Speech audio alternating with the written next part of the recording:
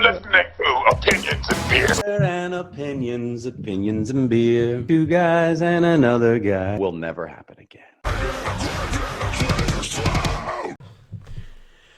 Hello and welcome to Opinions and Beer. Today is a two-parter episode. We've got some little conversation, but we also got Kevin Bivens on later for Life Advice Part 5, where we go through Reddit and go through life advice and go through and answer people's life advice questions. An interesting little tidbit. But first off, we're going to sit here, we're going to drink this beer, we're going to drink the beer of the day. The beer of the day is Devour. It's a Marzipan Imperial Golden Stout, brewed by Three Nations Brewing Company. This beer, our Golden Stout, is brewed with an abundance of oats, honey malts, and lactose milk sugar. The beer is finished with almond extract and whole beans coffee, a cold brew intense coffee, and an almond aromas with a nearly peanut butter-like taste and coffee finish. Hey, we already tried. Wait, peanut butter-like. A delicious peanut butter. But beer. peanut butter-like. You know, that's a little arrogant. So we're gonna see. We're gonna see if it's peanut butter like. This beer comes in at 8.3% alcohol by volume and 25 IBUs. Devoured. The picture's pretty cool though. Ooh. So so far out of everything, the picture's looking good. I like that color. Oh yeah, no, it's a rarity. It's a golden stout. So golden stouts are a very rare gem in this world. I know it looks pretty dark. Yeah, there we go. Look at that. That is a beautiful amber color right there. So yeah, usually stouts are black. Hand me that drink of yours, Ed Ray. There you go. Here's some golden stout for you, Ed Ray. So you can try some of this. It top you off. Well, there we go. go. It's got a decent head retention. Oh shit! Honestly, it's probably the best head retention we've had the night. I mean, yeah. Depending on when we had this. Well, yeah, because the puppy chow didn't have that good of head retention. The mud stout had amazing head retention, but this right here. This one's pretty good. Oh, look at that! Look at that! It's sticking to the glass and the latency, whatever it's called. Fuck me! That's what happens when you have too many beers. We've had this a goddamn beer show. We're drinking stouts. But anyways, right. Devour. Out of everything though, look at the dependent, you know, despite however you're listening to this, we've had 3 beers tonight, and this is the artwork on the beers. What are your thoughts on these artwork? Oh my god! Well, the puppy chow is a simple artwork. Yeah, it's literally what it is. Buddies. Muddy Buddies. The mudslide stout's got this McDonald's frappe. But it's a fancy picture on it. But then this right here, this Devour's got this awesome little Aztec, dude. However, I always want to be nice, but you see how this label's peeling off and we haven't really done anything to it? It's kind of a cheap labeling. I'll be honest with you, yeah. I'll say this: like these two's labels feel slick. It doesn't feel like you could peel them off. Yeah, really look, I'm literally rubbing my finger on this, and the label is peeling off. So this is kind of straight borderline homebrew. Yeah, I mean, this is borderline homebrew. This is what mine looks like. Look at that. That label's already peeling up. This is mine. I mean, this is my beer. in a sense, like sticker beer. Like what I make is sticker beer. So, you want to smell this beer? Oh yeah, let's smell this beer. Let's smell this beer. It smells very goldeny. Get a little bit on the tip of the nose. Does it smell goldeny to you? Little Belgian dip. I don't know if we're too buzzed to smell it. Actually, it smells like honey. Smells like a honey, like a chocolatey, caramelly, like. Now this is technically a stout, so technically. The base malt of this should technically the other 2 beers of the day throughout the what? My neck got scratched. Why'd you scratch your neck? I did it. Okay. Anyways, there's multiple beers of the day. Of the beers of the day, these. Oh my god! I'm sorry. My wife is. Edit that out. Inviting the children in. Anyways, we found us golden. Have to edit that out. No. Family. Hey, family time is Christmassy. I know.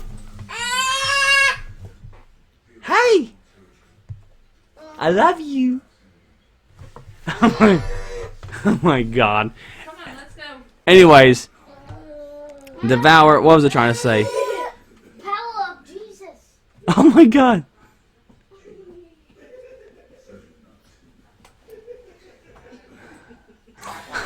You got cute kids. Oh, thank you. He's gonna fight me. Why? You have to bring him out. Well, how? We're not recording. Well, Not well. come on, Samuel. Come on. Let's go watch dinosaurs. He's like embarrassed by the.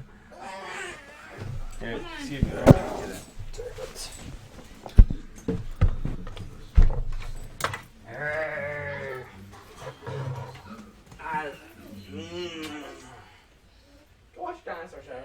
No, we're not watching the show. Come on. As you can clearly see, we've had a mild interruption, but nothing big. And it'll be edited out. Most likely. So, obviously, the probably the mud slice stouts probably uploaded first, and then puppy chow, and then Devour. So that's how probably I'll upload this. Anyways, nice little golden notes. So the mud slice stout and the Devour. I mean, the mud slice stout and the puppy chow had very similar base malts. You kind of taste like a similarity, but they both had. They both had chocolate, and they both had the whole like sugar cream thing going on. Yeah. But like the peanut butter in that puppy chow was just fucking amazing. I'm saying the stout basis Oh, yeah. of how a stout tastes. Well, yeah, they tasted very similar in that sense. You know? But the overall, Dark. but obviously we could taste the difference in the brew process and how they added different flavors and whatever different malts. So this is a golden malt, so it's very scrutinized because it's a very it's one of those rare four-leaf clovers in the stout world, a golden malt, because most stouts are black. Straight black. So a golden stout is a rarity. This is in fact a golden stout. So we smelled it. You ready to try the Devour Imperial Marzipan Imperial Golden Stout? Three Nations Brewing. Let's go for it.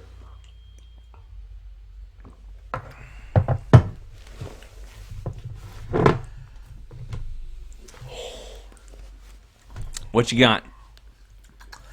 Okay, you know what? I gave you some shit for it. I did.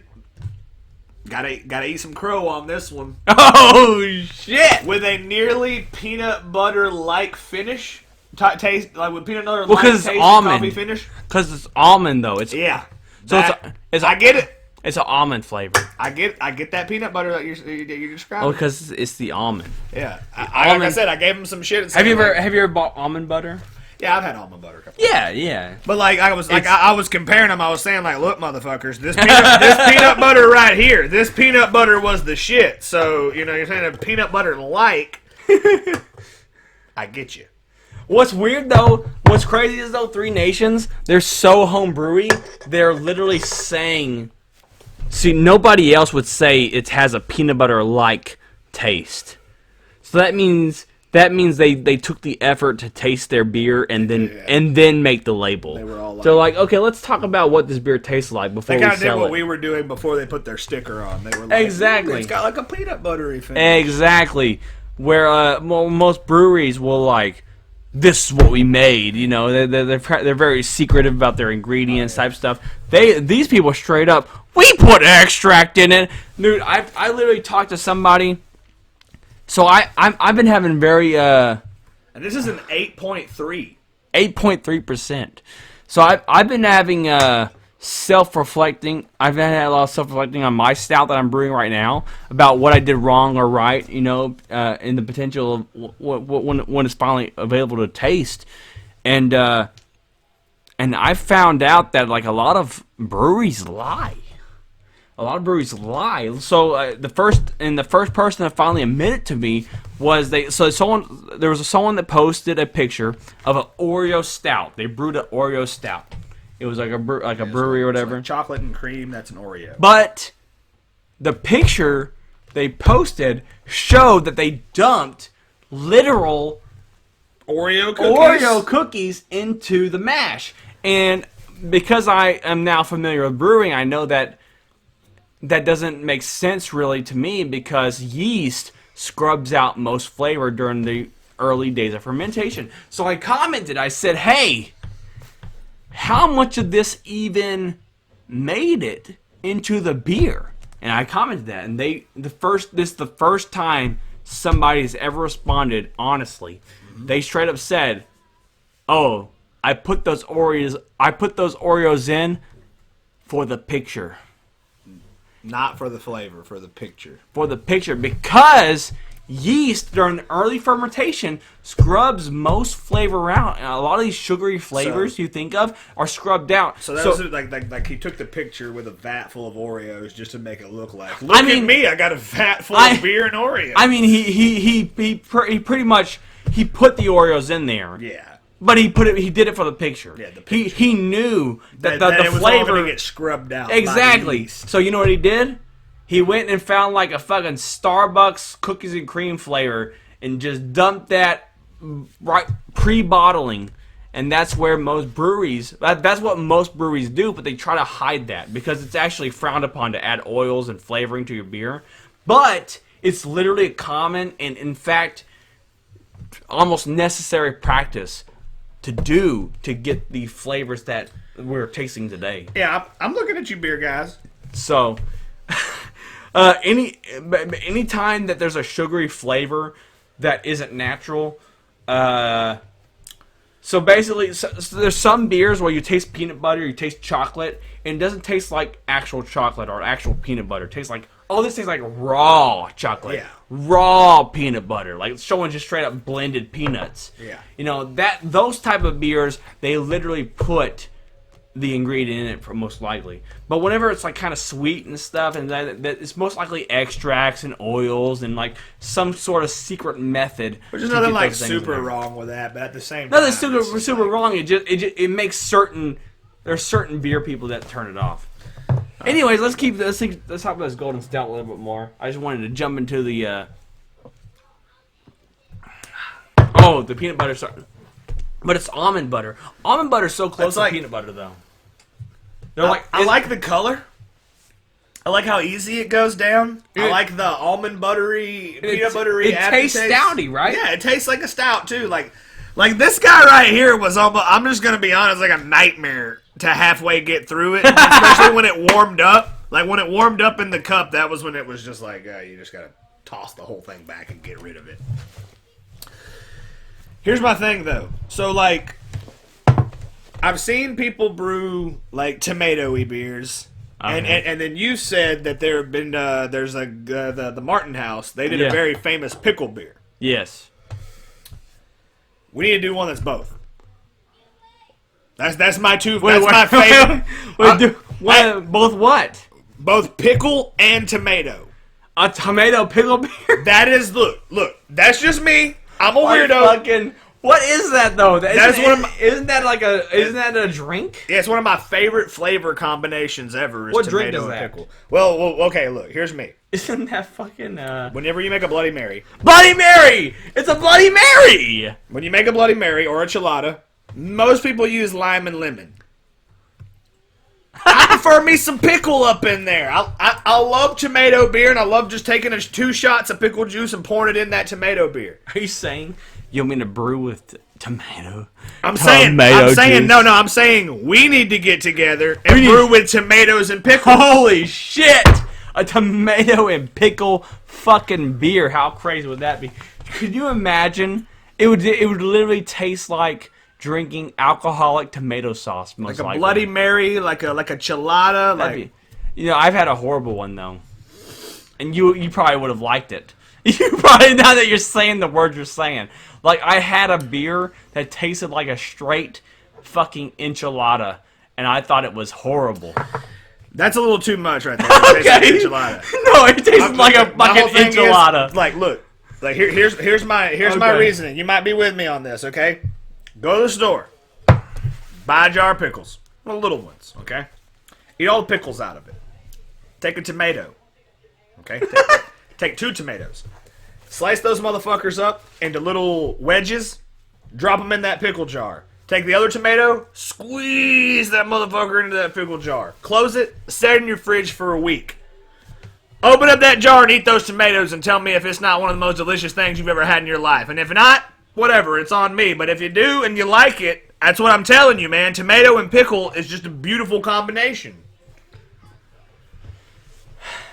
I guess. We're going to have to do it one day, Adam. We're gonna have to do it. We're going to have to do it. pretty soon. And you know what? If we do it and people like it... I mean, I have I was right. I have a honey biscuit beer coming up next, but maybe after that. Yeah, after the honey biscuit, let's after do the it. honey biscuit, we can do a fucking tomato and pickle beer. That'd be insane. It's gotta have the right blend of 4 ingredients, Oh, yeah. in my opinion. It's gotta have the right blend of pickle, tomato, lemon, lime, and salt. Now, I wonder if pickle gets scrubbed out. I wonder how they keep pickle in the flavor. I don't feel like pickle would scrub out though. It's not sweet. That right. doesn't have Strong. sugar in it. So I wonder if you could like just straight up put pickle juice into the mash or boil the pickle juice into the beer.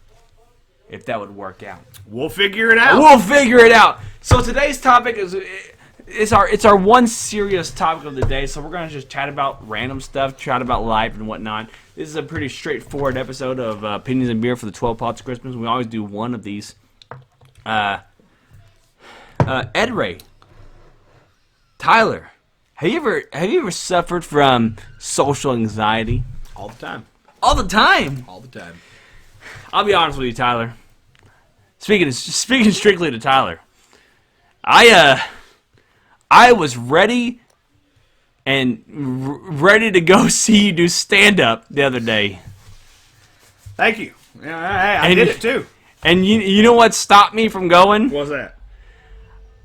Ed Ray saying he was busy, which might be a weird thing to say. It's weird. It's a weird thing to say.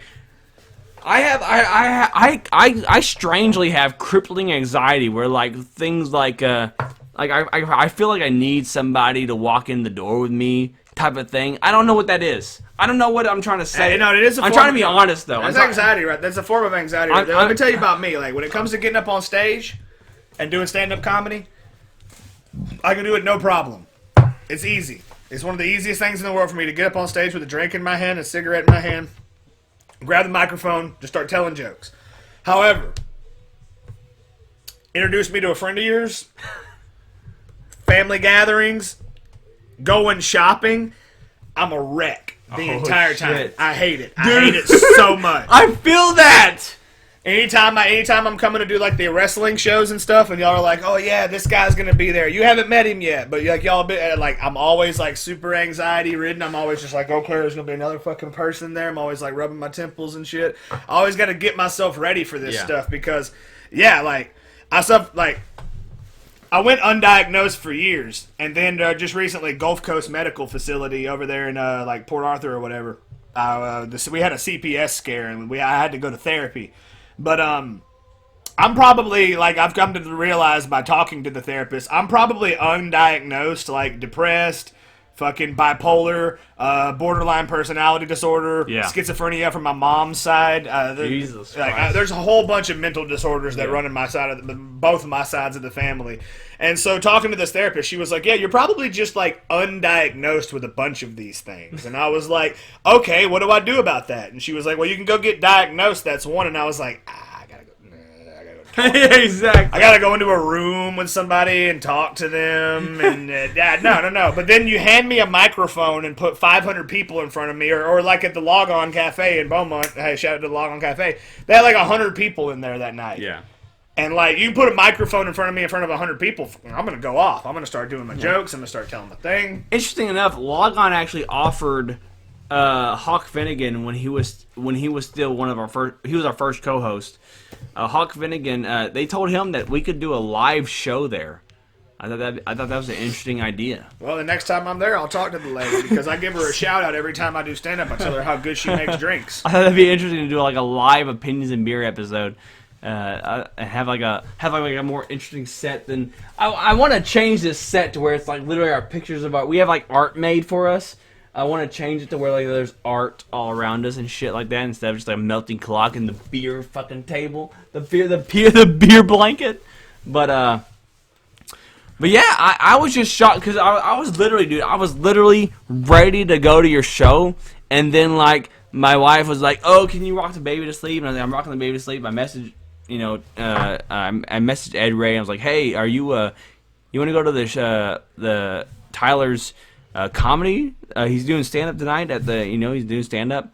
And he was straight up like, "Oh, I'm busy. I uploaded a video about stuff." And I was like, "Oh shit! Well, I'm ready to go. I've been talking about it all day about going, and now it's time to go. And now I have no one to like.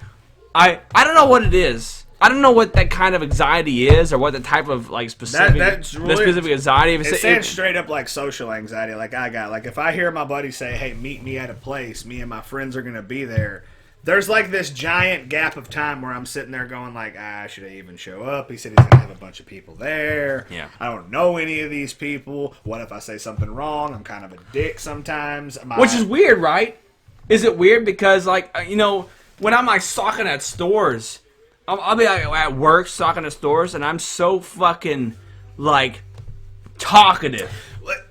What I think that is the same with me working at McDonald's and stuff like that. I think it's because you have something to occupy your time. You're like putting stuff up there, you're doing your thing, and then a guy comes by and is all like, "Hey, blah blah blah." Then you turn to him and you're like, "Oh, hey, blah blah blah." Then you keep doing your thing. However, whenever it's like a social event, like, "Oh, we're all just gonna sit around and talk and drink," you start thinking about shit like, "Well, who are these people? Yeah, they're not my friend, they're my buddy's friends. And what if I get in there and they don't like me, and then my buddy's all like, 'Hey, dude, my friends don't like you,'" or like there's like a million things in one that go into that kind of social anxiety. Just like you're saying, just walking into the Logon Cafe by myself. Yeah, straight up. I literally feel because it's a bar scenario. Like you walk in there, as soon as you open the door, like 5 people go like, "Yeah, exactly." And then you're sitting there like, "Oh, was I not supposed to? What's up?" But now I've learned, like I've just come to kind of, like when I have like people with me, it's just the grips of like, me and Mark walk in. I'm like, "Hey, Mark, we gonna go get a drink?" Mark's like, "Yeah, we." Exactly. You have someone when you walk in somewhere with somebody, you immediately have somebody that you can focus your attention to. Where when you walk in somewhere by yourself, you have to focus on, and then you don't have to. But with someone with severe social anxiety or something, you walk in somewhere and you say, "Oh my God, there's people at every table. They might be looking at me. Oh my God, what do I do? Who do I talk to? What do I say? How do I feel? Where's the bathroom? I don't want to walk. I don't want to get up and walk to the fucking bathroom." I don't even know how to order a drink properly. I'm like, exactly. Do you have anything that's strong? And she's sitting there like, "What do you mean by strong?" And you're like, like something with more alcohol than other liquids. And then she's like, "I'll make you a Long Island iced tea, honey. You stand right there." And then you're just sitting there like, "Okay, I'll stand right here." And then some guy walks up and stands like this close to you. And you're like, "She told me she was making my drink." Yeah, she told me she was making my drink. "Oh, I've been sitting here for 20 minutes. Yeah. I came back from the bathroom." It's like, "I'm sorry, I don't know what to do. I'm just waiting for my drink. I want to go sit in the goddamn corner and cry and get drunk." But then, like, vice versa of that, like, I was nervous the entire night. I was sitting there pacing around, like, "Hey, you want to play pool? You want to do something?" But then the moment they were like, "Okay, we got this next guy coming up to do stand-up. His name's Tyler Phillips." So I can grab my drink, grab my smoke, ran up there, grabbed the microphone, started going at it. Just started telling everybody everything. I have weird social anxiety like that. Like, I can do wrestling shows with you guys and post the footage to the internet. I don't give a fuck what anybody says or anything. And I can No, yeah! What's up with that? I can do stand-up comedy in front of 100 people and then post that to the internet. I don't give a fuck what anybody says. But then, like, my buddy Mark invited me to come to a Christmas party. Yeah. And, me, I got the best excuse. I'm like, "Oh, well, Christmas, me and my wife and my kid." But at the same time, I was like, I'd love to go to a Christmas party, but I don't fucking know anybody. Yeah, no. Like, what am I going to say? You know what I mean? Who are these people? And like that's something that I struggle with a lot. Like whenever I'm at work, I'm always like super quiet.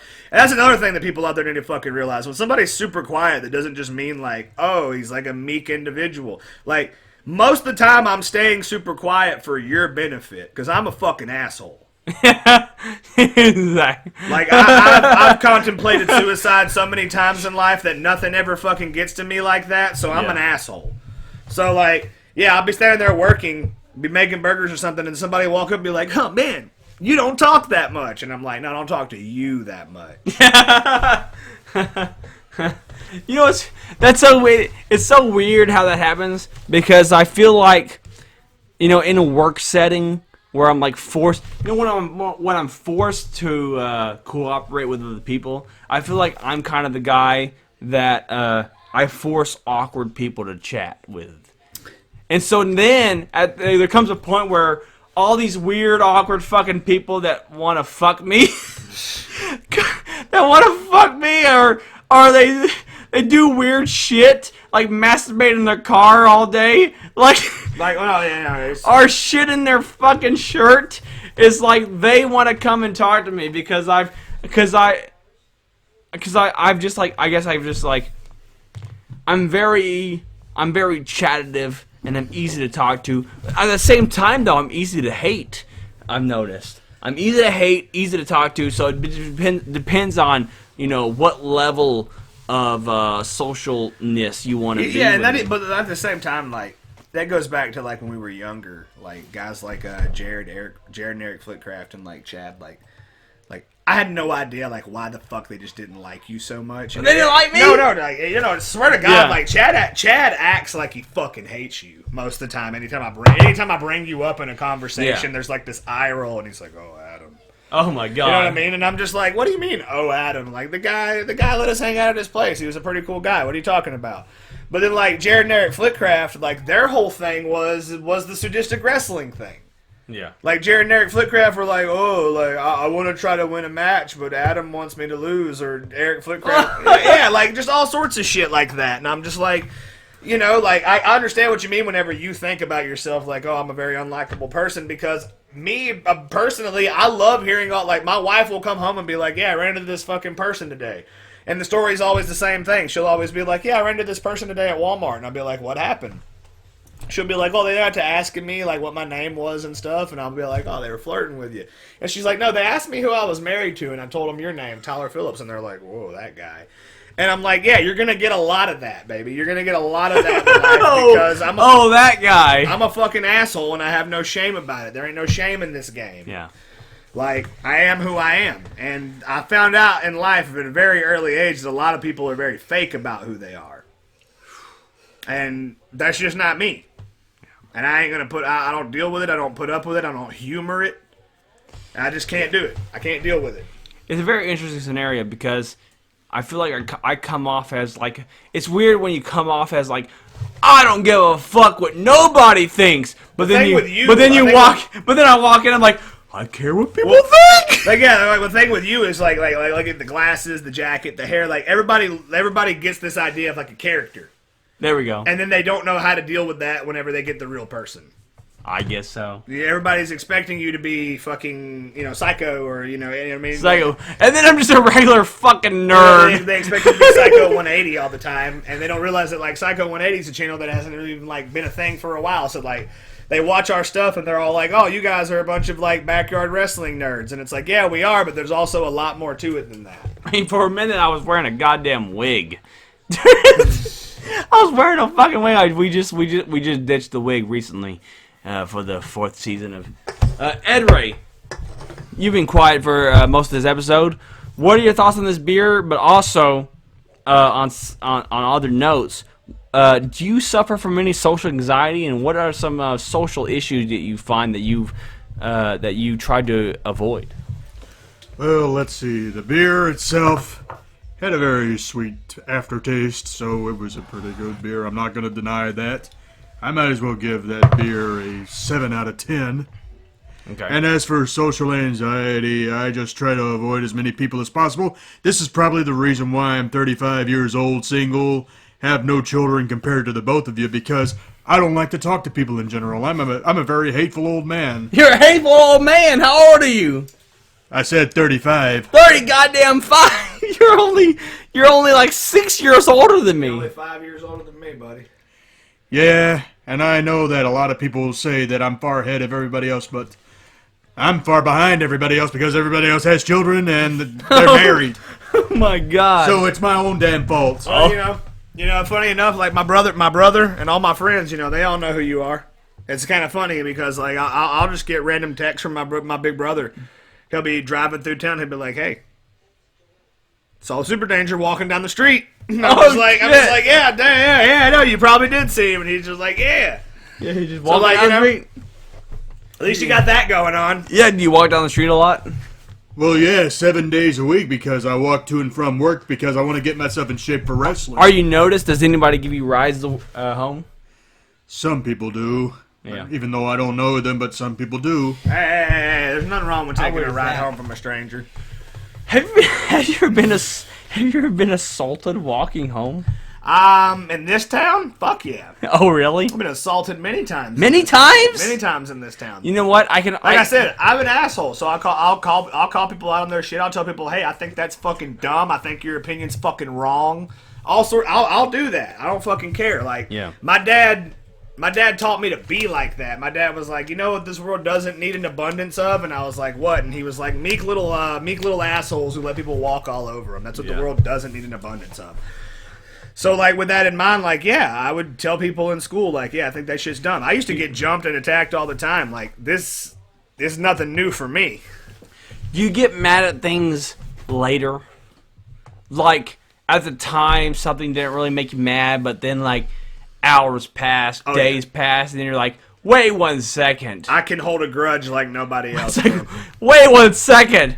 I'm actually pretty pissed off that this event occurred. I still think about whenever my mother threw an ashtray at me when I was Jesus 11 Christ. years old. When I was 11 years old, 11 my years old. parents divorced and I decided to go move in with my dad. I was 12. I decided to go move in with my dad. My mother threw a glass ashtray at me. Like, she put her hand on it like this on the table, and then she slung it, and it, like, flew right by my head. And, like, from then on out, it's always just been like that. Like, I'm used to that shit. Like, Yeah. one of my favorite things, this is just me, one of my favorite things is when people walk up to me and say, can you believe? Can you believe? Followed by anything. Like, my roommate, Edith, she'll come up to me and she'll be like, can you believe that this guy was raped and murdered in this other country? Or can you believe that this woman had her kids taken? I'm like, yeah, I can totally believe it. I can totally believe it. Well, you tell me some guy got chopped up, blown up, eaten, and then raped while after his corpse was like grinded into powder? Yeah, I can totally believe it. Yeah. It's totally plausible. I've seen the depravity that humans will go to. So it's nothing shocks me anymore. Yes, that's how I feel. Another thing is I read into shit too much. Like That's how I feel. everybody knows about all like the brutal shit that goes on in Africa. Have anybody out there ever heard of Burma? Alabama? Bro, Burma, over there near Vietnam. Back Vietnam? where they throw fucking landmines in the water and make people run across the water. Who they made run? The fucking the Viet Cong? like the militaristic fucking oligarchy assholes over there. The little fucking what do you call them? Little rebel factions. Viet Cong? Little ass Viet Cong was a particular faction. Oh, okay. But like all the little fucking guerrilla armies over there, Okay. they'll just round up civilians and fucking torture them and murder. Jesus And Christ. because it doesn't show up in the fucking New York Times or the fucking Washington Post, everybody fucking thinks like, oh, I know everything that's fucking going on in the world. But no, just because it doesn't show up in the New York Times or your stupid fucking Washington Post doesn't mean it's not happening. Which you all jackass. those news organizations are funded by the exact corporations and people that are oppressing the people. Wow! I mean, literally, like. Like they finally just fired who did CNN just fire? I want to say Chris Cuomo. Yeah, Chris Cuomo, because he was literally hiding news and not reporting on things that because it directly directly affected his brother's political affiliations and ideas and whatnot, and so he was just fired. Those are all the CNN and SNBC, like all those news channels. They need to be taken down and replaced with something a little bit more MSNBC. reliable. You know MSNBC. You know what the MS stands for? What's that? Microsoft. Microsoft. Did you know that? Microsoft NBC. Did you know that? Right? Microsoft National Broadcasting Company.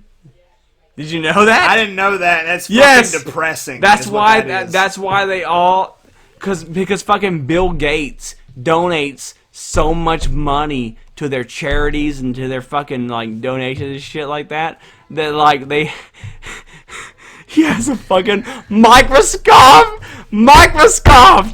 That's why Bill Gates gets Microsoft praised. fucking- That's why Bill Gates gets praised in the media every time.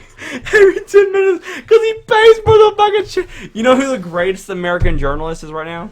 Who's that? Russell Brand, who's fucking English. Yeah, he's no like foreign people come to this country and then they point out shit that's wrong with it, that's been wrong with it for years, and then fucking normal citizens are like, "What the fuck are they talking about?" Russell Brand is more reliable than that nut job Alex Jones. Which is crazy because, which even Russell Brand pointed out himself that he said that in his early days that that a lot of people would criticize him, and he felt he has acknowledged that his early days in the public eye might be rightfully scrutinized, whether he was being a little bit too much. Maybe he wasn't able. He had the right ideas, but maybe not. Well, like there's this whole thing that I've come to realize when Yeah. it comes to comedians. Yeah. Like History of the World Part 1. Has anybody seen that? I've not. You ever seen that, Allie? That's an old Mel Brooks film. Oh, okay. Okay. There's a part in that movie when they get to the era of Greek living. Because, like I said, it's history of the world. Yeah. They start from caveman and then they move forward. How long is that movie? It's only well they only get to like the Greek era because Okay. the joke is that there's supposed to be a History of the World Part 2. So it's supposed to keep going. But like in one part of that movie, there's a scene where Comicus, who is a Greek stand-up comic played by Mel Brooks, Comicus goes to an unemployment line. Where if you're unemployed, you get handed out money, you know what I mean? He goes to an unemployment line. And when he gets to his turn, like right before him, like so that they give a good example, right before him is a gladiator. So the guy like knocks on the thing, the woman opens it, and she's like, "What's your occupation?" And the guy's like, "Gladiator." And she's like, "Have you killed this week?" And he's like, "No." She's like, "Have you tried to kill this week?" And he's like, "Yes." And then she's like, "All right." And she pulls out a bag of money, a little bag of like coins, and she's like, "Here you go, but you're gonna have to kill somebody, otherwise you're not gonna get another payment." And he's like, "Okay," and he walks off with his money. Well, then Mel Brooks' turn comes up. She says, "Occupation." He says, "Stand-up philosopher." She says, "A what?" He says, "A stand-up philosopher. I coalesce the vapors of human existence into a viable and edible substance." And then she says, "Oh, a bullshit artist." And then he says, "Yes." And then she says, "Did you bullshit this week?" And he says, "No." And she says, "Did you try to bullshit this week?" And he says, "Yes." And then she goes to give him the money, but then he gets interrupted. My whole thing is, we were talking about like the NBC and all those people like, yeah, bullshit artists.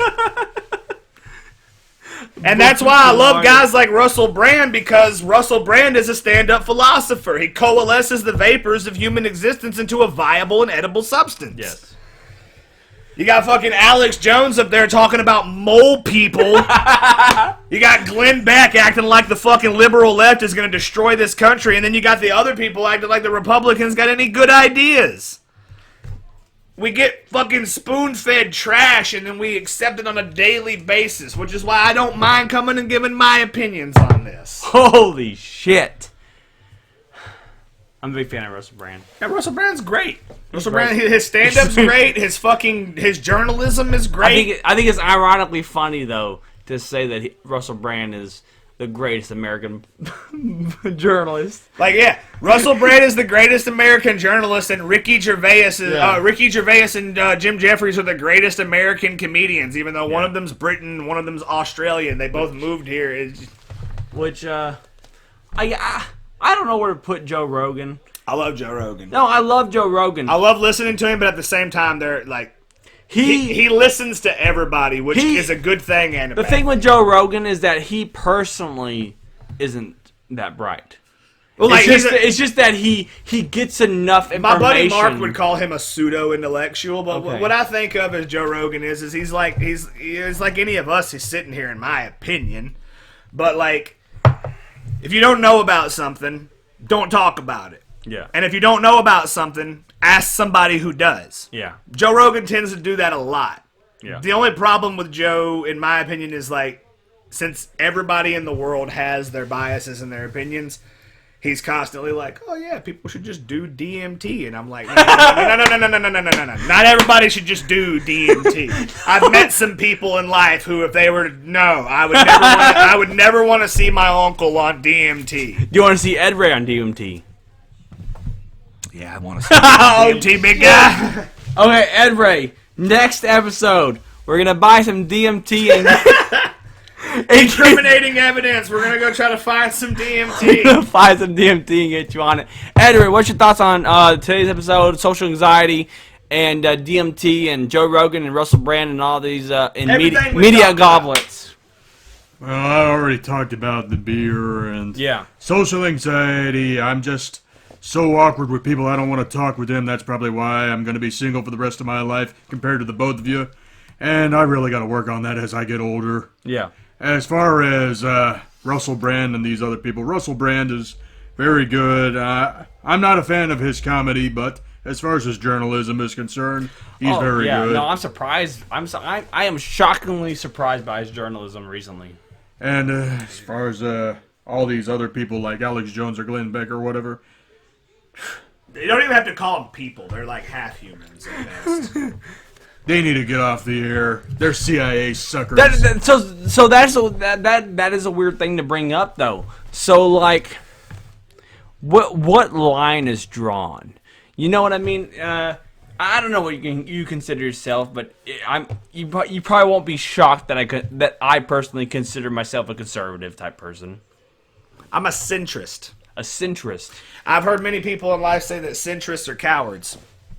That was a thumbs up for you only audio listeners. Yeah, it was a big thumbs up for all of you audio listeners out there. I'm giving thumbs up to all the people who say that centrists are cowards. Well, yeah, you know, the right's got a couple of good ideas, the left's got a couple of good ideas, but, you know, thumbs up, thumbs up to all of you. Thumbs up. What do you a centralist? What does a centralist mean? A centrist. Okay, so here in America, we don't really have a right or a left. Yeah. You can argue it all you want. We really don't have a right or a left. Our left is pretty right, and our right is pretty right. A centrist is somebody who exists within the middle of left and right fucking politics. So, like, one, do I, like, basically it involves down to, it's like a split right down the middle. I agree with some Democratic politics while I disagree with others, and I agree with some conservative Republican politics while I disagree with others. And I think the number one thing about all centrists is like, we kind of exist on the same realm as, like, certain Asian people. We just want shit to get done. We just want shit to get done and it be done right, you know, so that fucking people can live their lives in prosperity. And both sides have arguments to why that can't happen. A lot of centrists tend to either revert to becoming socialists or other things. Yeah. Me, I'll admit, No, I'm a centrist. I had a big fallout with the fucking libertarian.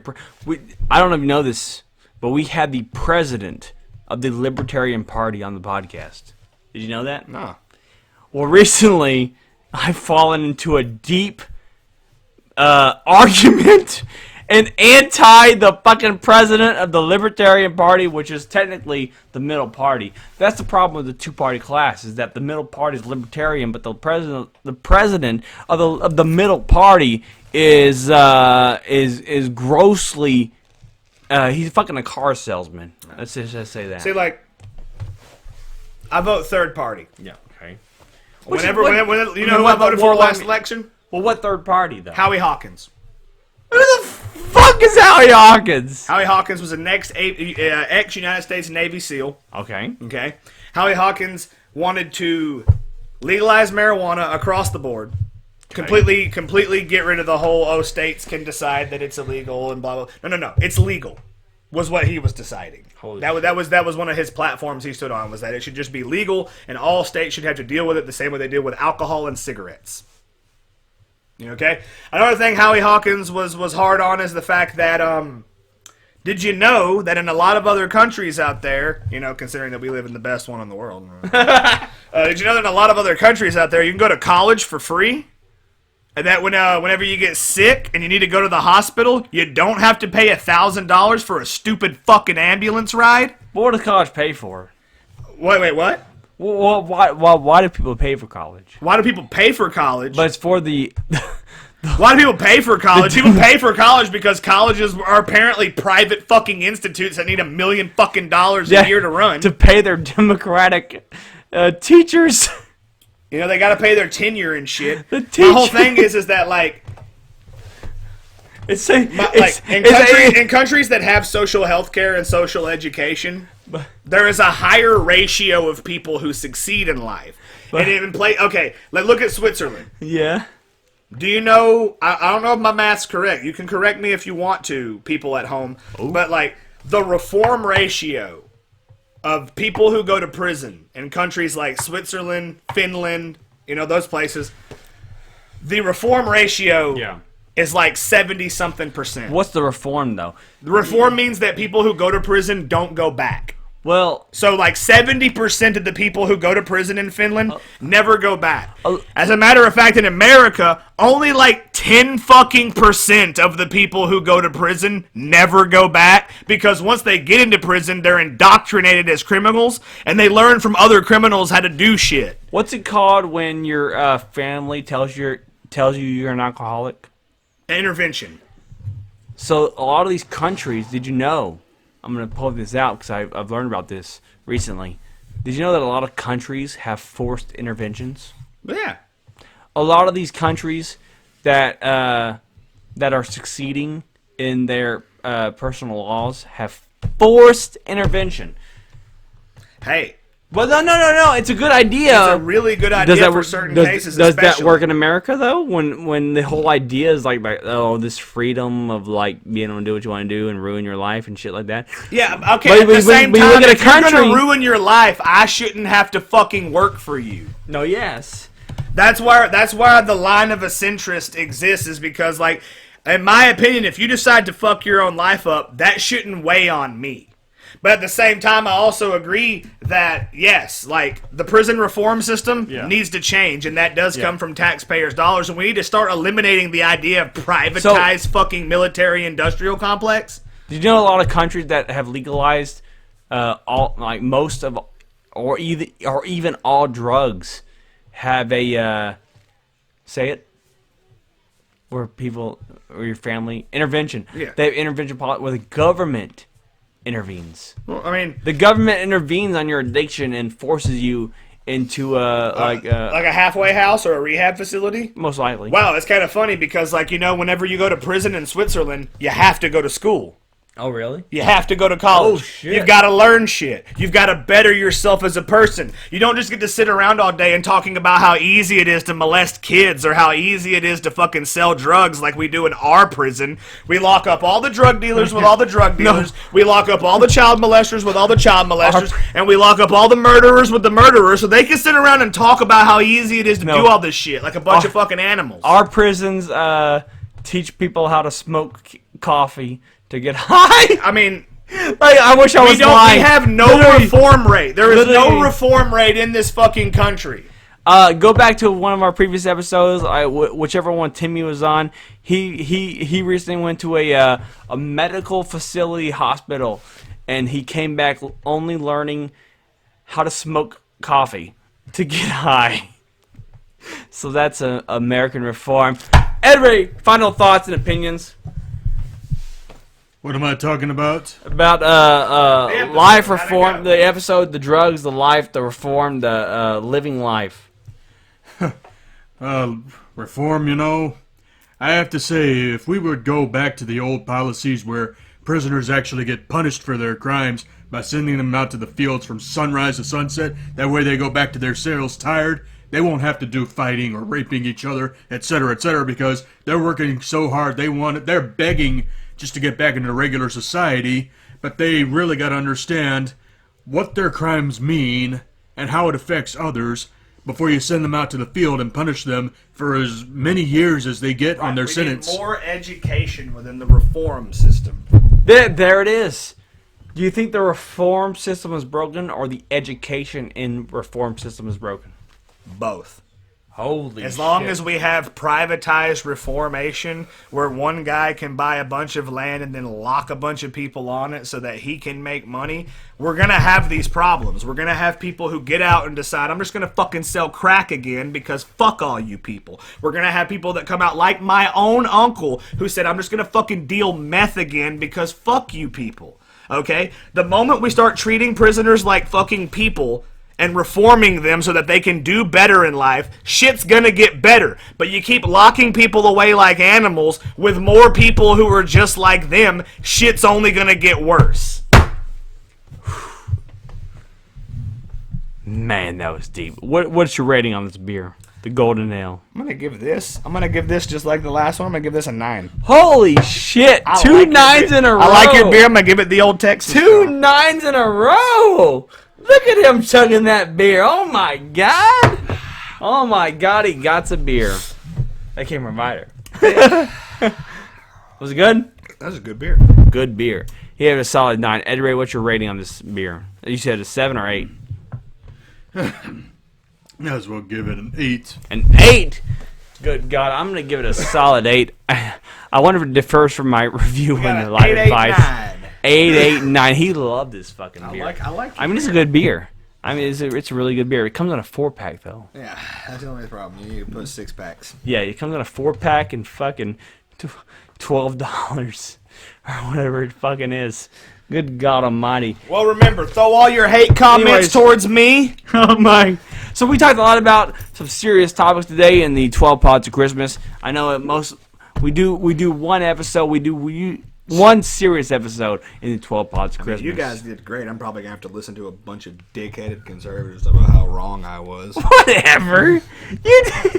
You're fine. Conservatives, they're moving in the left direction. No, because conservatives are weird right now, aren't they? Oh yeah, they're really fucking weird. 'Cause Most of them are in fucking walkers and shit. Well, they don't know. Oh my God! Look, conservatives don't. They don't know what to do, right? They're like in this weird Trump mode, but then they're also like. Yeah, can we stop pretending like that guy's a person? Pro. Can we stop pretending like he's a human being? Hey, Dana White loves on Miss Man. Can we stop pretending like Dana White's a human being? Vince McMahon loves them. Can we stop pretending like Vince McMahon is sane and a human being? God damn it! Enough people love Donald Trump saved wrestling. WrestleMania. Which WrestleMania was it? 21? 23. No. Before that, whenever he taught Vince McMahon how to take money before you sell tickets. WrestleMania 3, 4. I don't know. It's one of the fucking early ones. It's one of the scams, that he's famous for. One of the scams, one he paid for. Fucking Donald Trump taught Vince McMahon how to make money in wrestling. How insane. Look at his face! It's kind of funny. He taught one guy how to make money when he ruined 3 of his own fucking companies. And your steaks taste like shit, dude. And your yeah, steaks fucking suck, homie. he ruined his companies, but he still made money off of them. That's all that matters! Well, true. Profit is all that matters. No. Like he taught Vince McMahon how to make money, and then he's had to fucking get rid of 3 of his own companies. Like, nope, they never existed. Oh my God. Except W1 and 2. Yeah, your steaks taste like shit. Though. I've had a Trump steak before. I don't know if you guys have had any Trump steaks. No. Trump steaks are ass, bro. You've never had a Trump steak. I've had a Trump steak. When? Fucking ordered one online. You can order them offline. They come in frozen packages. That's $96 fucking dollars for fucking 2 little steaks in a frozen A package. ribeye is better than a Trump steak. well. That's just your opinion, and beer. that's fine. Because all we have here are opinions and beer. We have what's your name? Kevin Bivens. Yep, Kevin's here. Today is the 5th stout of Christmas. The 5th stout of Christmas. We've done 4. Yeah. Today is the 5th stout of Christmas. We are doing life advice today. But before we get to all that, the 5th stout of Christmas opinions brought to me was a golden imperial stout. Mars imperial golden stout. Anyways, this beer is brewed by 3 Nations Brewing Company, Devour. Devour Marzipan Imperial Golden Stout. We haven't had too many golden stouts on the podcast. In fact, a lot of breweries do not make golden stouts. It's one of the rarer beers. So I can't wait to try this rare beer with you. Yeah, I was looking at this, and honestly, this thing's packed.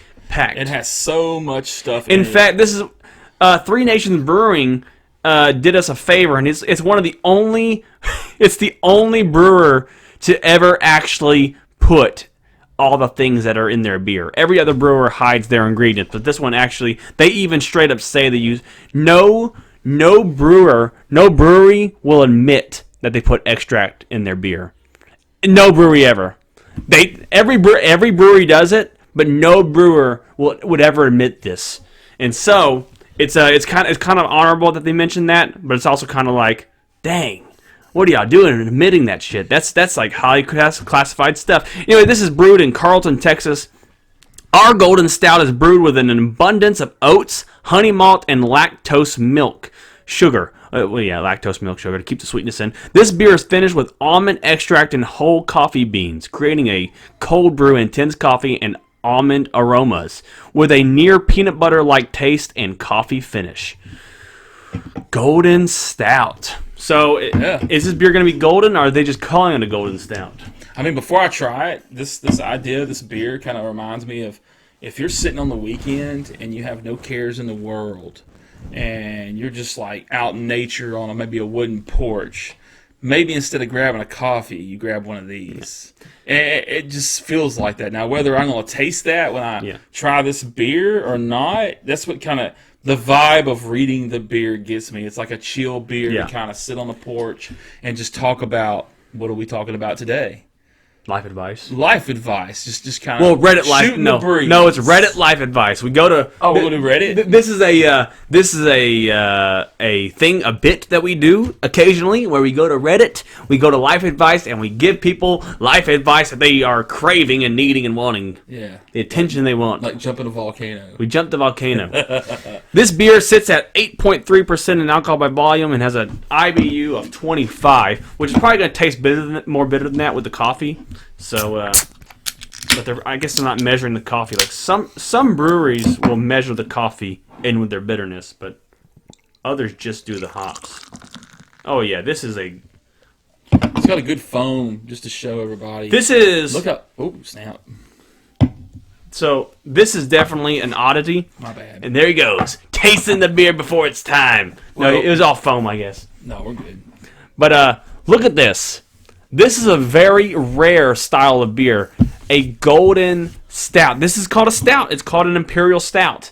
This is named an imperial stout. Well, look at that color. It's not black at all. Most stouts obviously are black, but Dragon's Milk make a white stout, and then this one obviously is a white stout, but they're calling it straight up golden, not using the gimmicky whiteness. Dude, it's actually golden too. You can see the. Oh yeah, no. It's going to be pretty surprising. So we're going to, let's smell it. Oh, it smells very, very sweet and coffee-like. Yeah, it smells inviting, actually. It smells inviting. The smell definitely describes a lot of what it's already saying that's in it. Now, we're going to see if the name is just a gimmick. I don't know how many stouts you've had in the past, but we got to look for those stouty notes. Like, kind of like the thickness. It has to have like a thicker type of consistency. Guinness. Yeah, I guess. Yeah, look for Guinness look for Guinness, I guess. Okay. But this is an imperial stout. Is the problem? Imperial golden stout. So I don't know. I guess I'll look for those notes, and you just look for if it's good or not. Okay. Well, I mean, I could look for both, but Yeah. you do you. Oh, look at that! Look at that! Ooh, the foam. Look at that sticking to there. Oh, the foam's still on mine. Good stuff. But I'm waiting for you to try yours. I want to hear you All right, first. here we go. It smells very honey-like. Drum roll. Okay. Oh yeah, has a.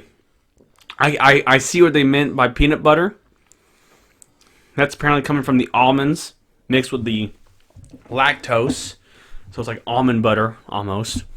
A little thinner than a typical imperial stout, but that taste is still there. The taste manages to have a stout-like finish. Oh yeah, I mean, you could probably dye this beer black and sell it straight like just a regular peanut. Like you could probably sell it as a peanut butter stout. To be honest, the peanut butter flavor. I get more of that peanut butter flavor that they're saying right here than I do the coffee. I'm getting less coffee. I'm getting Visually, almond it butter. kind of almost looks like a cream soda.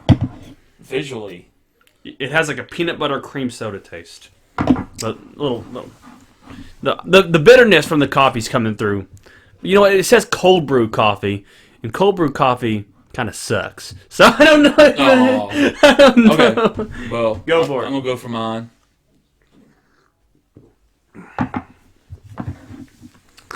I can only assume that's almond butter. You know, honestly, this beer is perfect for Christmas time.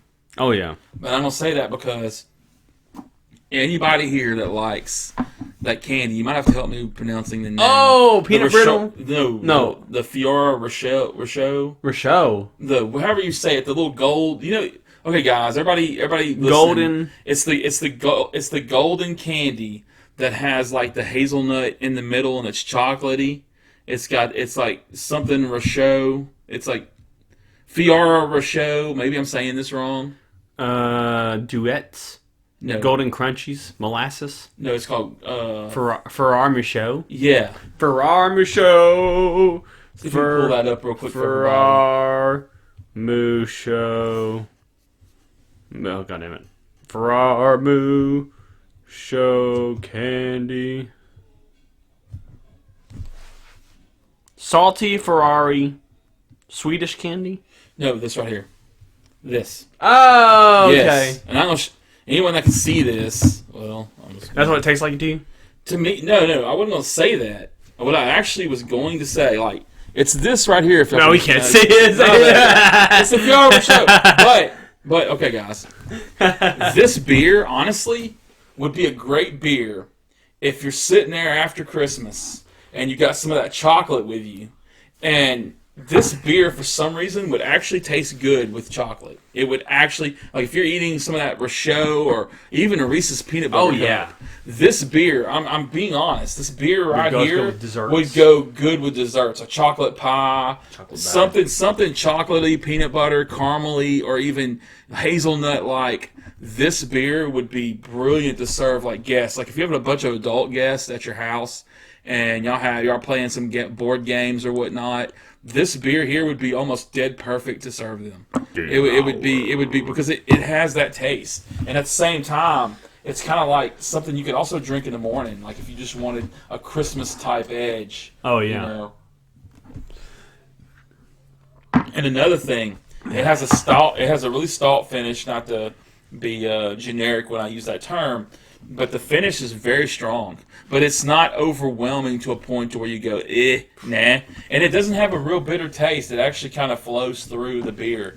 And it's a beer, when cold, you could probably drink. It's drinkable. It's not something you're going to drink one time and go, I've had my fill of it, I really don't. It's something you could drink a couple of. Oh, yeah, no, definitely. this is good. Now, I wouldn't say you could do, like, if you're in for games, like, do beer pong. With No, it. hell no. But as far as sitting down, having a couple of long necks or a couple of cans, it's pretty good. Oh, yeah. And, Devour, man. Solid little beer by Three Nations Brewing. I think last year we had a Three Nations Brewing creme brulee on the 12 stouts of Christmas. So it's nice to have another Three Nations on the 12 stouts. This one did not disappoint. I'm surprised, I'm surprised by this company.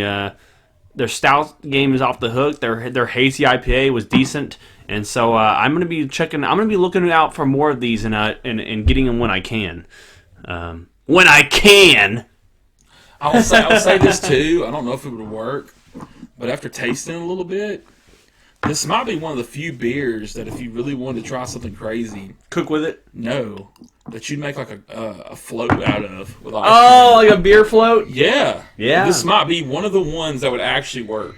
We had that almond butter, man. It's already got some ingredients that kind of melds with it. It's got milk Yeah. already in it. It's got honey. It's got the almond flavor, peanut butter. It's already got kind of like a creamy texture to it without being creamy, really. So, I mean, it wouldn't be far-fetched to maybe serve this up with some vanilla ice cream. Oh, yeah. I mean, for people that would want to try that. So, I mean, like I said, this is definitely, to me, a good holiday beer. Like, especially around Christmas time, dessert time. I would not recommend drinking this beer during the summer. I don't think it would work very well. I think it'd be too thick on your stomach. Oh, yeah. But definitely during the winter when it's cold and you're like, man, I want some hot chocolate, but I don't have it. This is a good substitute. Good little substitute beer Yeah. right here. Oh, yeah. Now, you know what? I'm going to push it down just a little bit so I can see our beers. Okay. Now it's too much. Yeah. Okay. Anyways, time to talk about some life advice. You ready to do life advice? You want to rate this beer? What would you rate this beer? 1 to 10 is how we're rating it? Yes, we'll do 1 out of 10. Some people say, 6 unicorns out of a buggy, or 3 chimpanzees out of a zoo. Actually, I'd rate this beer probably about a 6.5. A 6.5, baby. Close to a 7. Close to a 7. I'm gonna give this beer an 8. An 8 out of 10. It's kind of crazy. That's kind of a high rating. I'll admit, but it's one of these beers that if I see again, I'll buy, and I'll buy it a few times and just keep it in the fridge for like. You know what? I'm probably gonna go and buy more of this beer just to have as like drinking beers while we review beer like in later episode, like throughout the rest of the 12 pods of Christmas. I'm gonna go buy this just to drink while we're reviewing the other Don't beers. let him fool you. He's going to go buy some ice cream and do what I suggested. I'm not doing that. You lie. Don't make me use my redneck voice on you. But I will say this as a suggestion. If you are going to try a float with this, I would suggest making sure that the ice cream is not runny at all, that it's straight out the box, cold as possible. Oh yeah. And then put it in there. I think if you let it get runny, it would kind of, I don't know, it'd make the whole entire thing taste milky. Ugh. So you definitely, if you're going to do that, my advice is scoop that ice cream while it's fresh and cold. Yeah, we don't want it to be milky. Yeah, something like that. Anyways, time to do some life advice. I think this is life advice 5, might be 6. I don't know. We've done quite a few. It's a very popular segment for opinions and beer. So let's go ahead and jump right into it. We're jumping into Reddit right now, going through life advice. Let's go ahead and pick the first thing that we got. This one is career advice. Uh-oh. Do you have any career advice you ready to give? Yeah, I'll give some. All right. Here is their story. It's pretty long. Let's go. The title of this post: Reaching a Breaking Point. Understand. We've all been there. Hello, Anonymous here. I work full-time. My wife works part-time, running her own contract business. She doesn't have many contracts yet, and while her income for sure helps, and she contributes in every other way imaginable, my income covers the large majority of our bills and expenses. Gotcha.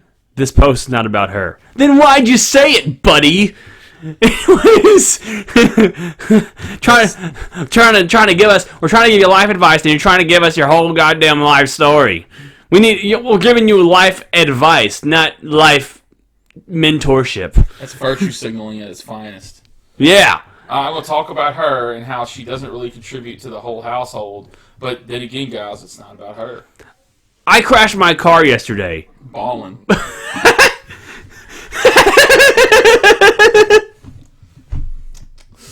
Ballin' is what he says. Yeah, ballin'. I crashed my car yesterday. Work has had me so exhausted that I've been struggling to stay awake during the day. And yesterday, I dozed off behind the wheel and hit a tree. So you're blaming work for not being able to drive? Have you ever heard of calling He a was cab? tired. Why did he call somebody to pick him up? Because he was tired and he It's dozed off behind the called wheel and hit a being tree. Responsible. 4 hours later, a woman ran a stop sign and T-boned my wife. That's some bad luck. That's called karma. That's some bad luck. I'm picking. T-boned How my dare her and have a full-time job, so let's get her in a wreck, too. Man, a woman ran a stop sign and T-boned my wife. Sick! Her wiener's T-shaped. Get it, T-boned? Boo. Anyways. Dude, she's got to win her T-shaped. Totally. The pants in that family forwards and sideways. So totaling our only other vehicle. Ballin'. We are both physically fine. My job has been making me miserable for years, and the pressure since my wife started her own business to be the sole breadwinner is crushing. Nothing anywhere near me or remote that I'm qualified for even pays remotely close to what I make now.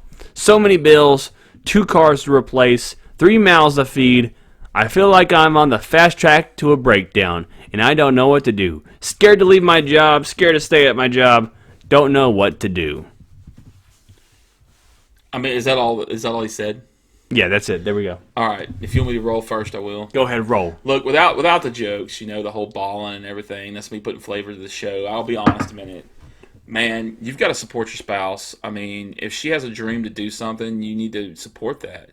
And, you're obviously signaling that you are paying the bills. You apparently enjoy I mean, most people in relationships, generally the guy, I'm not trying to be misogynic or whatever you want to call that, or being biased or sexist in any way when I make this statement, but the traditional ideology is that the male normally provides the majority of the money to the household. He's the breadwinner, so to speak, or he provides the monetary expenses.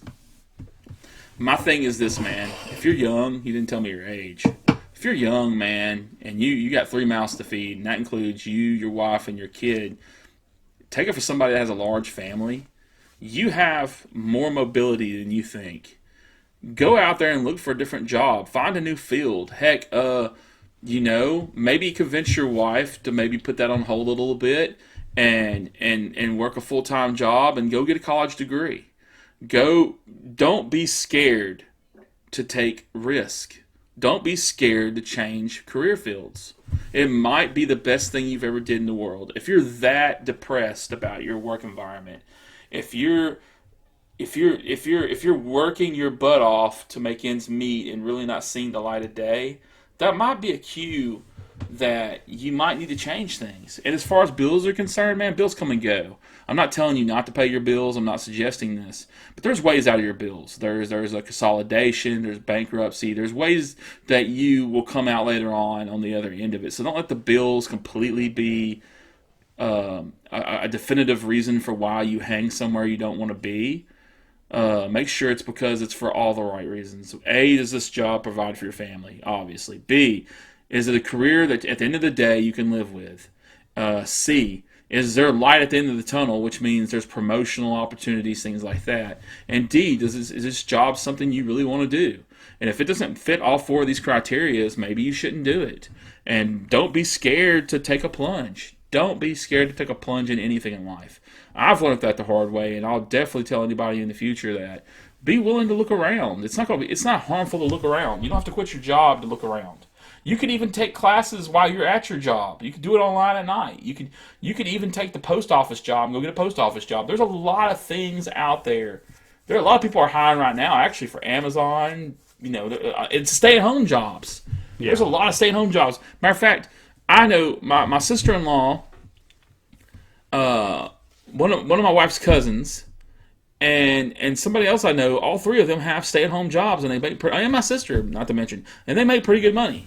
So I mean, don't be scared to look. That's my advice to you. That's a tough break that y'all both got. Y'all both got wrecked y'all's vehicles. It is, and it's rough, and it's stressful, and you're scared. You don't know what you're gonna do, and then you look at yourself in the mirror and you go, man, things are just not working out. Life doesn't give us favors. It doesn't matter what you believe in. It doesn't matter what you think. Free will takes its course. You have to be willing to make choices. And sometimes the choices come out to be good. Sometimes they're bad, but you have to be willing to take that risk. So my advice to you moving forward is take a risk in a smart way. Look why you still have this job. There's no harm in that. Maybe ask your wife if she'll take her hobby of being a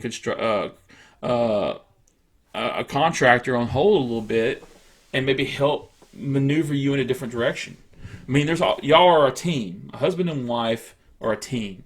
And y'all are not going to succeed if you're not on the same page. So be on the same page, see if she'll help you with it, and move forward. I mean, that's all you can do. That's all any of us can do. But that'd be my advice to you. Good God, Kevin, you're like an advice whisperer. I'm just drinking the beer, dude. You're damn good at this shit. I'm going to get you on every life advice episode we do. You're fucking coming out. That's how fucking good. Then my hair's going to fall out. Oh, my God. You are fucking then I'll be good. A kingpin on Taking Back Nerdle. Oh, my God. You are dropping. Vincent DeFario Jr. Dropping the good shit. So, anyways, that was some pretty good life advice from Kevin. We're going to move on to the next life advice. Life advice. This is general advice. The caption here is car suggestions. Hey, wait a minute. I'm not getting you off the hook that easy. What was your opinion on that topic? Mine? Yeah. Just because I say it don't mean you can't. Oh my God, you had a good. They might want you. You are opinions and beer. They might want to know what you think too. I'm the beer man. You're Yeah. I'm the beer guy. I'm the commentator. You're the color commentator. Well, this is what you should do. You should take a sip of that beer and tell me what you think. What you think they should do. I think you're being a little bitch.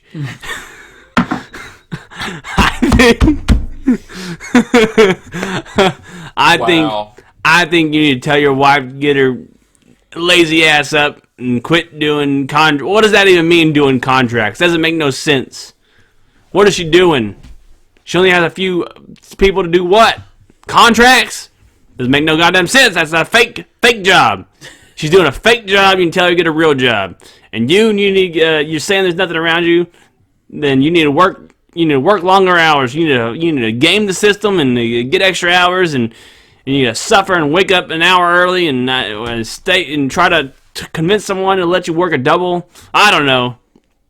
Figure that shit out, Billy.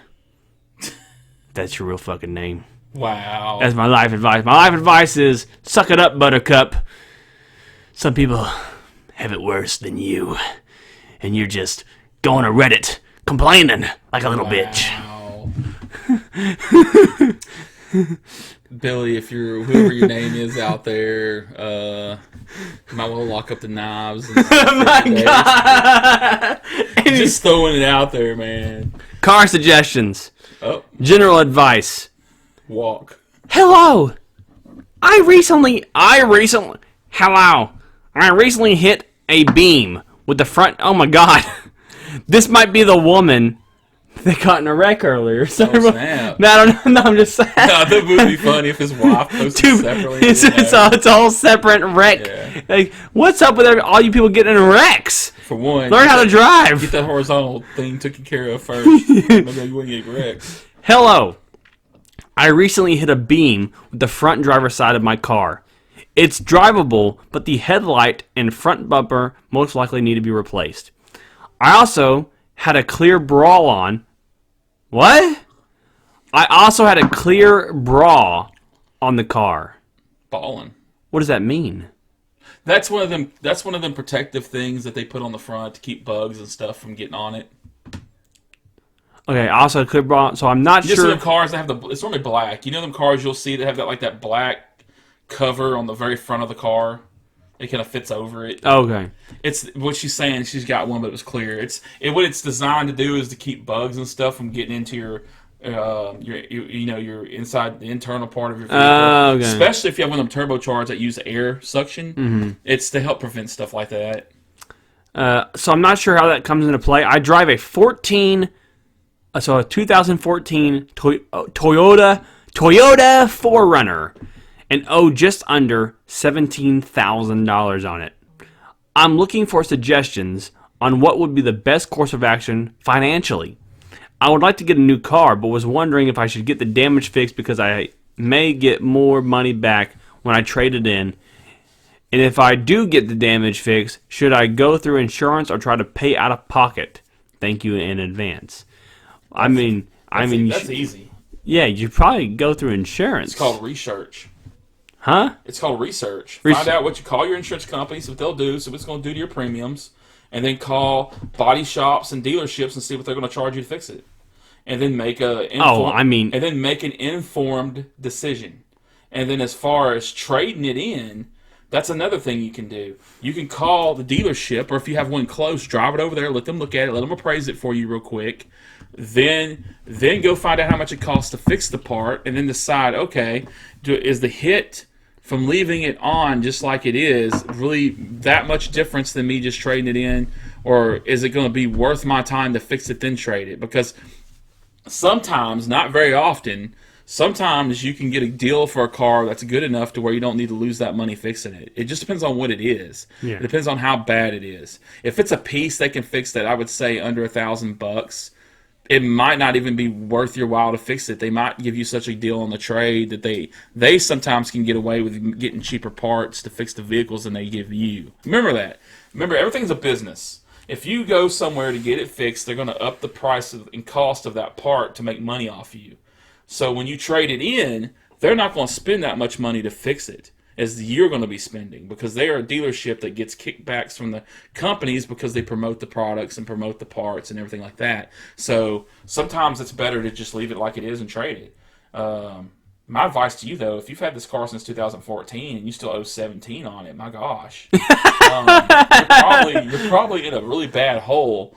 And unless you plan on throwing some money in that, I couldn't foresee your note getting any cheaper. Let's see. Yeah, because if anything, if you trade that, it's in 2021 right now. She's had that car for what, 7 years? And she owed 17 grand. What'd she do? Get a BMW? Did she get a Toyota 4Runner? No way. Did she? You know what? That's what it's called. Let's see. I used to be. I'm gonna call this right 2014. now. Adam, I'm gonna say this right now. I used to be a car salesman for 2 years for Honda, and I can tell you this: you got your head rolled down I-9.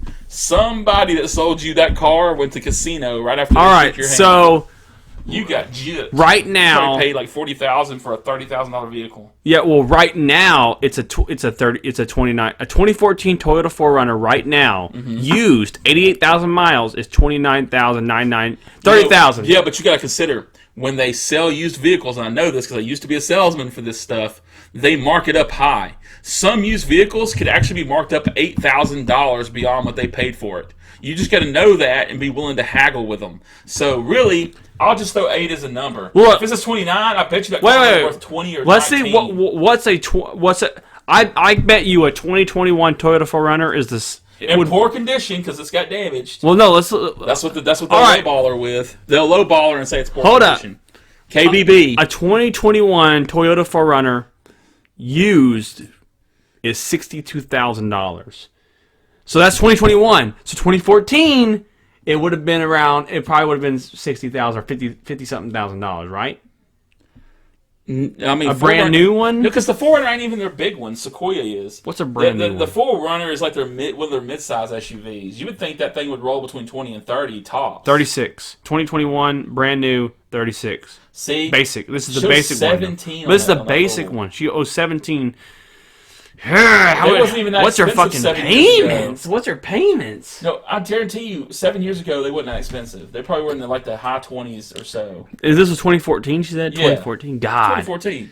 Yeah, something's off with that. Because I have a 2014 Hyundai Sonata, just under 17,000. Yeah. What do you think her payments were? Holy shit, she's probably paying like $500 or $600 a month. Starting MSRP is 43,000. So. Oh my gosh. She's probably paying like she's probably paying a house note for that car. Yeah. That's what my opinion is. Yeah, she still owes just under 17,000. So she paid at least 30,000 of it off. This is my opinion. 30,000 since 2014. You better find some sort of deal, or they're going to give you some money, and you better thank the heavens they do to get you out of that negative that you're going to be flying in. And you better not try to trade for a new one. That's my other advice. Your note's gonna be in the thousands if you because that inequity that you have, it's going to come, and you need to be ready for it. And my advice to you would be maybe trade for something newer, but have lesser miles. But it needs to be used. That's the only way you're gonna come out of this without severe money problems. Yeah. Because if you traded for a new one as expensive as they are right now, and all that inequity, hey, you're not getting. You might as well go out. You might as well go get you like a double wide trailer. You might as well go buy a house. Hey, if you trade it in damaged, you're not getting 17,000 for it. Probably you're probably getting 10,000 for it. If I'll put you this way, how much do you think they're getting trading in with that damage? Well, the dealership's going to lowball her like they always do at first. So she's probably not going to get what she owes. They're going to probably try to. Oh hell no! They're probably going to give her like fucking. And so this is what they're going to do. They're going to give her. I'm going to go ahead and call it. They're going to try to give you like 11,000, 12,000, some really trash number to start with, and you might bump them to 13. They're going to turn around and take that car, and they're going to sell it for over 20-something, and they're going to make a killing. That's what dealerships do. They don't make their money from the new part. They make their money from the used part. They sell the new cars, and they get very small profit from those. But what they get is what they're doing is they're getting their money from the used car that you traded in. That's the business. It's how it works. That's why every new dealership most of the time has a pre-owned part because it's a circle. They're only going to make a couple of grand. Now that's a lot of people need to know this. Most new car dealerships don't make a ton of money off of you from the new car. They make the money off the old car. That's where it comes in. Because there's such a markup that they can throw on them used vehicles, it's ridiculous. I literally went to get a vehicle one time, a used vehicle, and caught them trying to mark that vehicle up $11,000. $11,000 markup. If I would have said yes to that, even if it fit my monthly payments, I would have got scammed all over the universe. Them salesmen, when they left me, would have been partying like it was 1999, and that's a reference from Prince. But they would have been going to the casino, and the dude that sold the car would have been like, it's on me. Yeah. He would have made such a profit off that. Most salesmen get like a draw, or they get a commission, and even on a fourth of commission, which is 25% of the profit, if they sold the car $11,000 over markup, that particular salesman would have got like almost $3,000 just from that car. Jesus. I'm serious.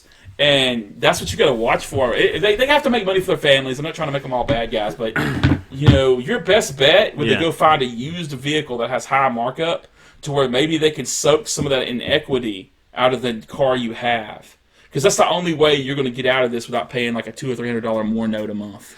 That's just being realistic. When I bought my Sonic, the guy was pretty cool, but I think their deal is they're trying to get like recurring customers, someone that comes back the next year. Yeah, they'll have incentives sometimes to help them out, but for the most part, that's the problem. So I actually had a guy who basically gave up his entire commission just to get me in the car. Apparently. What he told me. That might have been a sales tactic. But it was another guy that said it. Another guy came in and was like, man, he must have hooked you up because I guess he's not taking any. He's not getting any money from this sale. Yeah. He's not getting any money from this deal. I was like, oh god. I mean, my advice to you would be, if you're going to trade it, find a used car that has lesser miles than yours and still serves the same purpose. Obviously, you got a mid-size SUV, so you need a mid-size SUV, I would assume. Go find you a mid-size SUV that has maybe half that. Maybe find a 2016, 2017 maybe, that has way less miles. Maybe, I'm going to guess. You probably have 100,000 miles or close. Either you're 90,000 or 120. But I guess her main question was, trade it in as is, or trade it in after fixing it? She has to do that research for herself. No one can answer that. Like, she's going to have to figure out how much it costs to fix it, A. And then you have to figure out, is it worth fixing? Yeah. B, you're going to have to find out, if you don't fix it, what are they going to give you for the car? And the only way you're going to know to do that is call the insurance company, call the dealership, and make them decisions. Because you're going to have to find... Because what if the car company says they'll give you $12,500 for that SUV, and then you say if you fix it, they say $13,100? That's $600. But what if it costs you more than $600 to fix it out of your own pocket? Yeah. You have to know these variables before you make a decision. You're going to have to... That's the part where there's no advice we can give other than you going and doing your homework and being an investigator. That's on you to do as a person. That's the only advice you can take. You're going to have to make them decisions, but I can tell you definitively, though, if you're trading that car in, you better drop your standards a bit. If you don't. Yeah, you're gonna be paying on the new $1,000 a month for a Toyota that you don't have. That you don't have. And then you're gonna see a Land Rover fly by you, and that dude's paying $800. You're gonna feel like trash because you're like, man, I'm paying $1,000 for a 4Runner, and the guy's like, really? I'm paying $800 for this brand new Land Rover. Oh, good God. God. You're like, or a Lexus. You're gonna see a Lexus going down the road, and the guy's like, "Man, I only pay $750 a month. $750 a month. I pay $1,000 for this 4Runner. $1,000 for a 4Runner. Oh my god! That's what's gonna happen. Next up on life advice. There's your life advice. Next up, we have career advice. The headline on this is "Go to art school or not." The answer is or not. Huh? What time? It's 2:16. What time you gotta go? I gotta be there by 2:30. Okay. This will be the last one. Okay, last one. Okay, let's get a good one then. Here we go. This is a long one, but it's going to be a good one. We can answer it and go on. Here we go, guys. Kevin's got to skedaddle out of here, but we're going to do Gotta pick up some chores and pay pick some up the bills. chores. Here's our final life advice. It's a long one. We're going to get through it, though. My father keeps asking for money, and I don't know what to do. This is under financial advice. Is that all he said? Yeah. That's so. How are we supposed to give you? No. Here's a story. That's the. Okay, my bad. Go ahead. That's the thing. I'm Okay. about to go off on him. I am part of a I am part of a family of 5. We live in Brazil, and my father is a freelancer, so there are months that his income is big and others with a low income. I work as an intern in a multinational company and receive a salary of $2,000. One of my sisters is a college student and doesn't work. My other sister just started a job as a teacher and earns the same as I do. And my mother is a housewife. My father is financially irresponsible and always spends much more than he earns. Some years ago, he asked for a lot of bank loans, and hopefully right now are all paid. We as a family agreed that we would never ask for a loan again. The problem now is that since he can't ask for a loan in the bank, he is now asking me for the money. I don't see any problem helping my family with a part of my salary. When I started working, I sent my father $500 every month. However, my father has a credit card with a $3,000 limit that he is always using in full, and right now his income as a freelancer is really low. In November, he earned only $1,000. For the last 2 months, October and November, he asked $2,000 from me each month, basically my whole salary, to cover the bills of that credit card. As I have some money saved, I sent the money to him because I knew that if I didn't, he would secretly ask for a loan. Now in December he asked me for $3,000. I had this amount saved, but I am afraid that I'm going to use all my savings with this and be out my money soon. My sister that is a student has some money saved because our auntie sent her some of them. Blah blah. All I see is that she is buying clothes for parties, expensive stationery items, and zero worried about our financial situation. Recently, I had to pay a bill for her, and she told me she could only pay me back when she received her paycheck. I felt like I am all alone trying to solve our financial situation, and that my father will keep asking for money forever. I won't be able to save money, and he will soon get into another loan that we can't pay.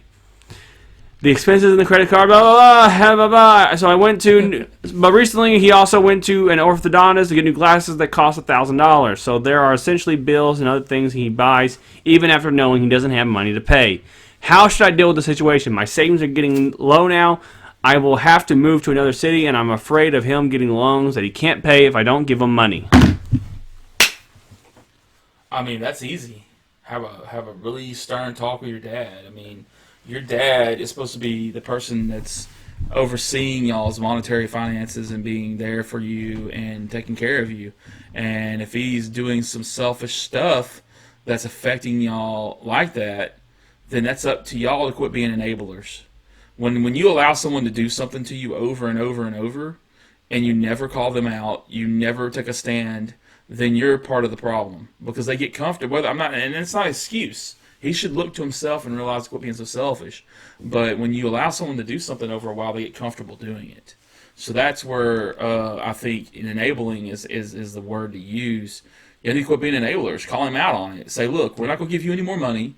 You know, and you know what? If y'all know when he has downtime, then y'all should take a portion of his income to cover during the downtime. That's really an easy fix, really, if you think about it. Like, let's say I make $100,000 a year, but I'll make all of it in the first half of the year. And let's say our expenses equal about $80,000 a year. Well, you know, maybe take $20,000 of that or $15,000 of that or what have you, and go blow it how you want, and then leave yourself like a little bit of a cushion and take the other $80,000 and pay your freaking bills. Pay your bills. My opinion is maybe y'all need to do something silly called take care of your business. Like, no, I'm serious. Like no, I'm not trying to be. No. You're about to make me laugh. I'm not trying to make light of this. But listen to me. Think about this logically. You have a light bill that runs all through a year, right? Why can't you go call and see how much money you spent on the light bill last year? Why can't you call and see how much? And you know how much your rent is, obviously, or your mortgage or whatever you have. Call and see how much that costs. Add up all your bills for a year time. And then when he makes all of his money, put that money back. Duh. I mean, I don't know. I mean, come on, guys. I mean, I don't mind giving lessons to people that really need it, but that kind of sounds like that y'all are just comfortable doing what y'all are doing, and then you're playing victimization when you get butthurt about it. Just tell him to be responsible. Yeah, quit It's being, not hard. And obviously, though, as you can tell from his post, his sister is now asking for money. So he has now enabled other people in his family to just be Not only irresponsible. that, he's taught toxic lessons. Yeah. It's okay for me to do this because I do this. You know. Yeah.